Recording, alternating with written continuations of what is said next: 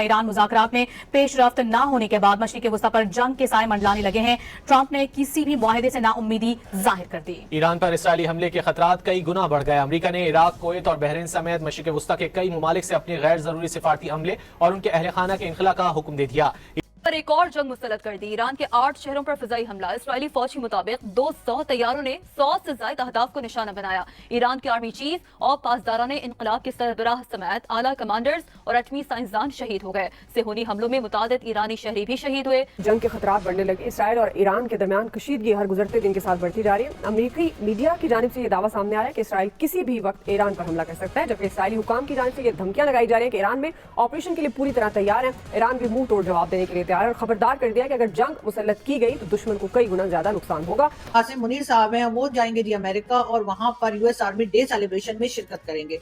पहली बार शायद ये हो रहा है कि जिसमें कि पाकिस्तान की तरफ से कोई आर्मी चीफ जो है वो अमेरिका जा रहे हैं और इस तरह से उन्होंने शिरकत करनी है या उनको इनविटेशन आया है यूएस आर्मी डे की सेलिब्रेशन का। अब बहुत से लोग ये बात भी कर रहे हैं कि ये कोई आम इनविटेशन नहीं है। इजराइल तो कहता ही है कि ईरान हमारे लिए शुरू से ही एग्जिस्टेंशियल थ्रेट है, तो ईरान को तो हम न्यूट्रलाइज करेंगे। तो बात यहाँ पहुंची है, इसमें यकीनन डिप्लोमेसी ने काम करना होगा, लेकिन कितनी असरअंदाज होगी अगले 24 घंटों में या 36 घंटों में, नहीं लगता कि अगले 24-36 घंटों में कोई डिप्लोमेसी किसी किस्म की असरअंदाज हो सके।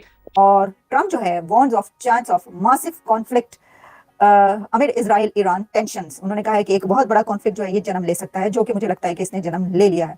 अच्छा, अब अमेरिका ने कहा है कि इजराइल के साथ इसमें हम नहीं शामिल, हमारा इसमें कोई हाथ नहीं है। हमने मना किया था नेतन्याहू को, हमने इजराइल को मना किया था, लेकिन उन्होंने ये अटैक किया ईरान के ऊपर। उनका ये कहना अमेरिका के साथ भी चलना होता है क्योंकि अमेरिका से वर्ल्ड बैंक और आईएमएफ और कई दूसरे इस तरह की कह लीजिए कि जो फैसिलिटीज हम लेते हैं उसकी वजह से हम अमेरिका को पीछे नहीं छोड़ सकते और ना ही अमेरिका को इनकार कर सकते हैं।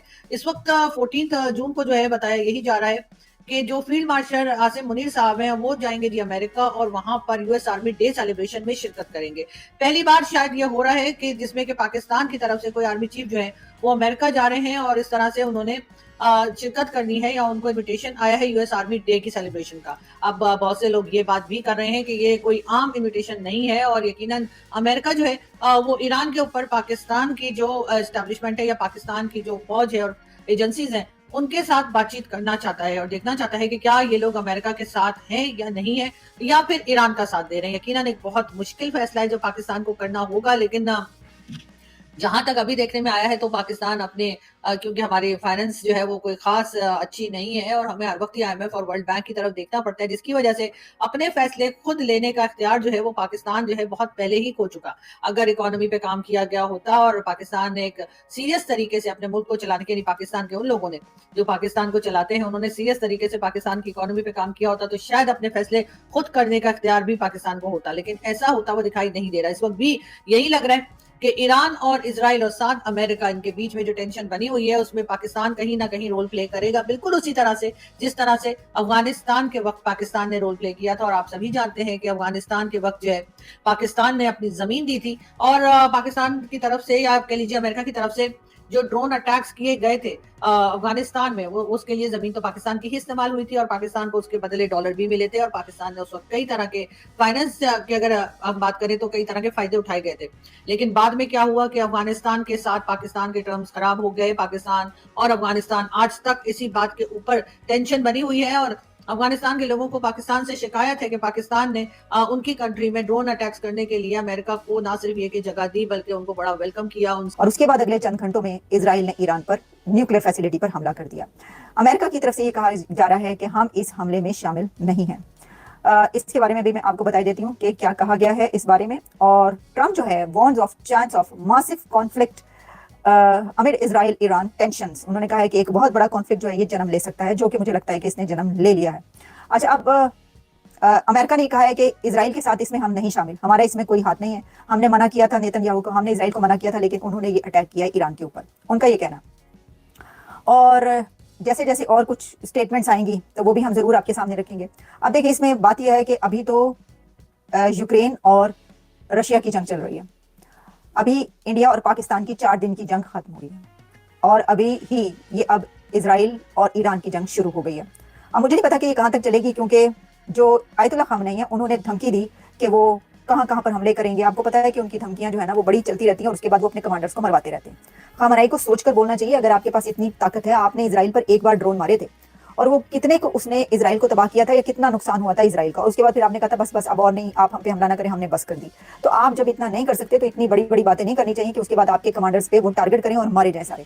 अब वो मुझे यही लग रहा है कि वो कह रहे हैं कि उनका जो निशाना होगा खामनाई होंगे, और खामनाई जब तक बचे रहें, और वो हो सकता है कि हमास के जो 2 बड़े लीडर थे वो जिस तरह जहां जहां छुप रहे थे, हो सकता है खामनाई को भी ऐसा करना पड़े।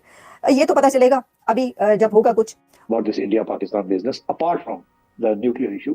ये किसने किया, किसने नहीं किया, टेररिज्म वगैरह, नो, हमें नहीं, वी नॉट इंटरेस्टेड। ये होता रहता है।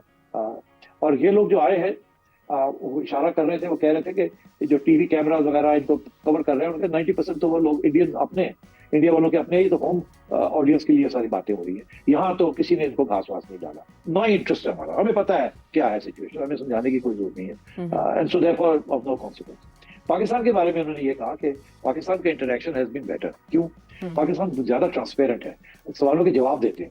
इंडियन जो है बहुत से सवाल के जवाब नहीं देते और गोल कर जाते हैं। And so this is not good. इसी तरीके के साथ जैसे शुरू में ही जैसे ये सब कुछ हुआ, तो हमारी एयरफोर्स ने और हमारे डीजी आईएसपीआर ने बड़ी डिटेल्ड ब्रीफिंग्स की इंटरनेशनल मीडिया। इसकी वजह से एक ट्रांसपेरेंसी, एक इम्पैक्ट हो गया कि यार ये तो सारी बात बता रहे हैं, हमें चेक कर ले, हम सवाल का जवाब दे रहे हैं। और इंडिया की तरफ से ये था कि कोई सवाल का जवाब ही नहीं मिल रहा था। तो I think on the whole हमारा जो पैगाम है that's been better received in think tanks and elsewhere. फिर ये भी कि बहुत से जो अमेरिका के अंदर जो इंटरेक्शंस हुए हैं, ये शशि थरूर वगैरह, इनकी जो प्राइड है, ये प्राइड में इन्होंने कहा जी आप हमारी एम्बेसी आए, यहाँ आए, हम आपसे बात करेंगे।